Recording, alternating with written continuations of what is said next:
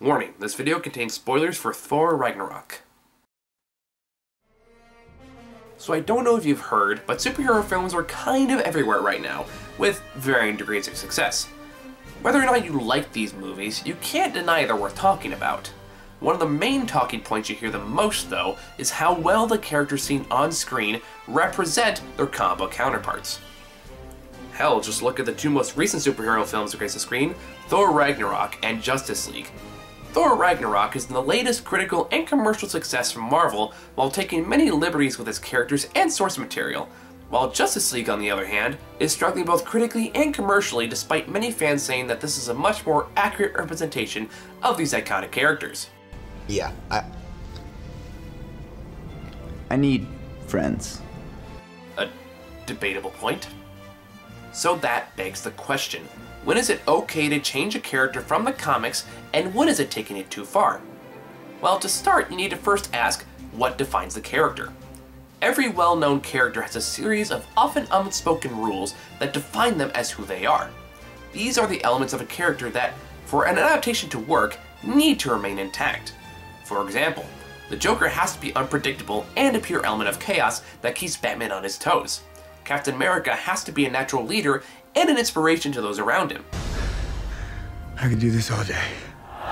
These are the rules that everyone, fans or not, understand about these characters. So when you change these rules, it becomes a lot more noticeable and a lot more distracting. But if you can nail the fundamentals, then you can change just about anything else you want. The reason Thor in Thor Ragnarok works is because that even though he's a lot more comedic in his latest outing, his roots are still deeply embedded in his home of Asgard. He's still overly cocky and sure of his superior powers, and his complicated relationship with his brother still make up the heart of the film. With these elements intact, the fact that he tells a lot more jokes and has a lot more modern language is something that we can adapt to very easily.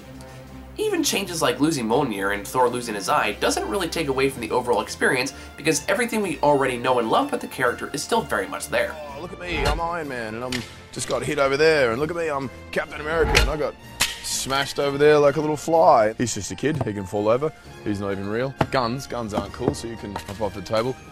Bunch of losers, these guys. I like those guys, they can stay. And you can come with me because we're now mates. So, thanks for nothing. On the other hand, Superman and Man of Steel and Batman v Superman doesn't work, because the movies just assume we already know the fundamentals are there without ever actually showing them. As I've discussed in a previous video, Superman is supposed to be a beacon of optimism and genuinely care about everyone around him, wanting them all to be the best versions of themselves, but you would never get that from watching his brooding, angsty, melancholy performance in both films. Both Man of Steel and Batman v Superman are far more interested in telling the audience what Superman is supposed to represent, using in-your-face Jesus metaphors and symbolism, rather than let the character's actions speak for themselves. Why should it bother me that Superman kills Zod when he never says or shows that he has a no-killing rule? Why should I believe he cares about everyone around him when he responds to a hearing bombing with a strong level of disinterest that screams, well, that's a bummer? We aren't shown the fundamentals of who Superman is, so there's no reason to call this a faithful adaptation. Now, before any of you bite my head off, I know he was improved significantly in Justice League, but he was only really in there for 5 minutes, so as far as I'm concerned, the jury's still out. That's not to say you can't modify these unspoken rules, but if you're going to, you need to justify why you're doing so. Which leads into the second question you need to ask, do the changes serve the story? Now granted, this comes with a huge asterisk that you need to nail what makes the character who they are before you can make changes that suit the story you want to tell. If you just change the characters willy-nilly without taking into account what makes them good, the results can be a bit disastrous.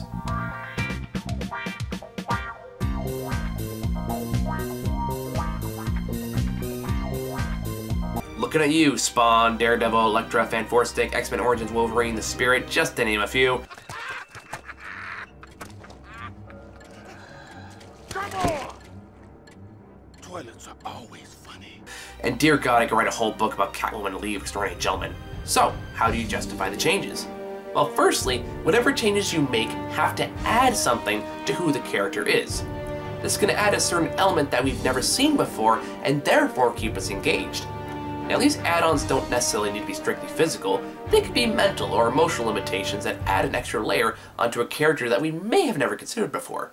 So for example, Charles Xavier in Days of Future Past takes a character in a fascinating direction that I'm not sure has ever been fully explored in the comics, correct me if I'm wrong. The comics have always portrayed Xavier as this wise mentor, a guide for younger people to help them find better purpose in life, fostering peace and cooperation along the way. But Days of Future Past puts Xavier as that young man in need of guidance. He's running away from his powers and responsibilities because the weight of everyone's emotions, struggles, and pain is just too much for him to handle. And who can blame him? Sometimes just listening to one person's pain experiences can be extremely difficult, let alone millions. It's Xavier who has to find out for himself, well, quite literally in this case, the importance of empathy. We need you to hope again. How being able to take in the pain of others can not only make you a better person, but also help others become better too. The approach to this character is brilliant, because it doesn't change the man we know Xavier to be, the empathetic wise tutor, but it adds so much more layers in that it adds consequences to immense power that you may not have ever considered before.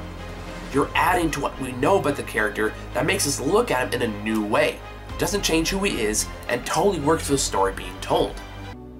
You and I have a lot of catching up to do. Yeah. Now, on the other side of the equation, let's talk about one of the most egregious examples, Deadpool.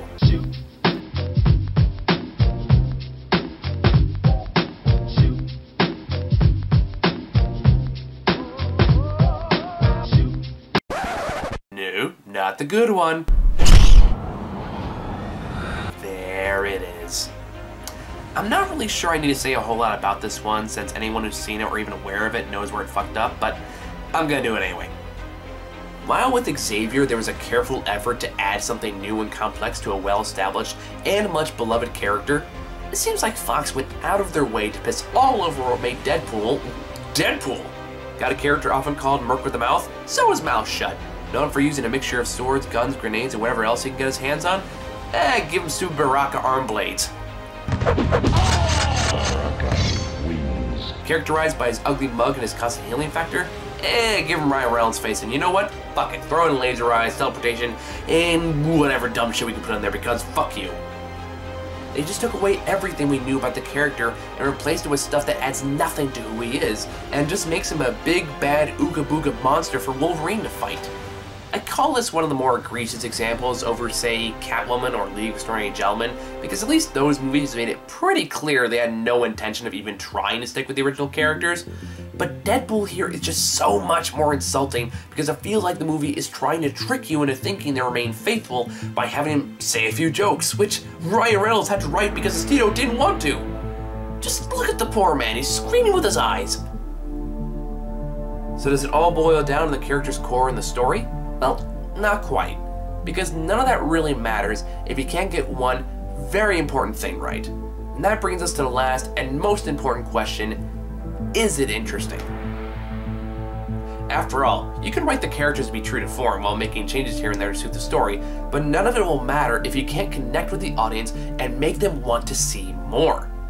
And that's where a lot of these movies ultimately succeed or fail.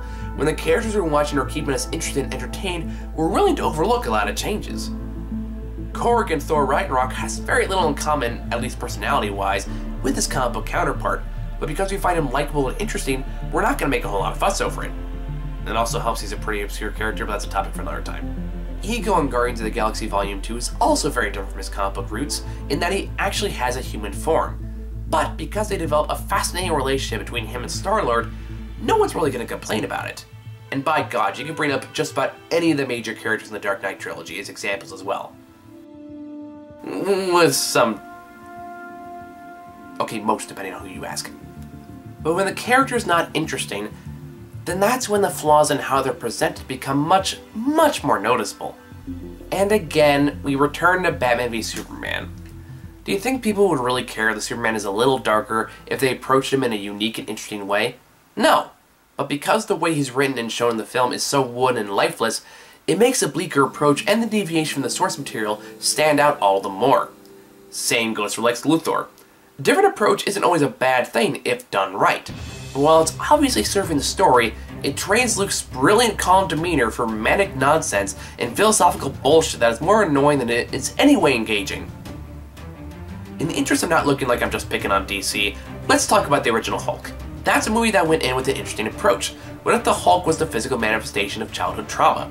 But I got so bogged down when trying to present that idea that I forgot to make interesting characters you wanted to explore. So all you were left with was Eric Bana whisper acting for 2 hours and not nearly enough smashing. Or better yet, look at Fan 4-Stick. For as much shit as I give the recent DC movies, none of them have come anywhere close to the unequivocally blandness that is contained within Fan 4-Stick. Not only does it completely fail to understand why people have fallen in love with the Fantastic Four, it also clearly has no desire to.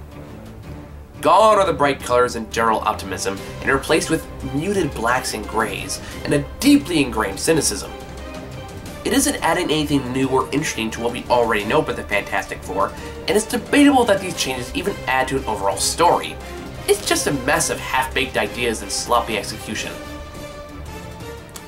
So yeah, if you haven't figured out by now, the process of adapting one of these iconic comic book characters can be a very careful balancing act.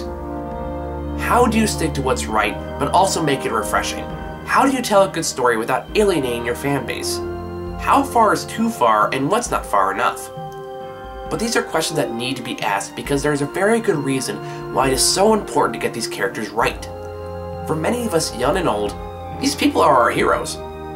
These are the characters that not only provide us with great stories that both captivated and entertained, but also helped shape us into who we are. Who we learned important life lessons that still affect us to this day. In some way, big or small, these characters have had some kind of impact in our lives. Maybe they gave us comfort when we were lonely, or gave us courage when we only had doubts. Maybe they made us laugh when we needed to laugh, or made us cry when we needed to cry. These characters have a place in our hearts, and we want that to be respected. That's why it's so disappointing when it's clear Hollywood's attempt to appeal to us is just a shameless money grab. When we're expected to take shameless fan service as quality storytelling, when it's clearly not. And please don't make the super suit green or animated. We're not being respected, we're being pandered to, and it comes off as extremely patronizing. But when a movie really nails it, I mean really nails it, we live for that moment. That moment that makes us look at the screen with wide-eyed amazement as if to say, there they are. Those are my heroes. Will there ever be a perfect adaptation that everyone will love? Well, no. There will always be at least a few people that don't think it lives up to what they've envisioned in their heads. But if we even get a glimmer of that special moment, then we'll always come back for more.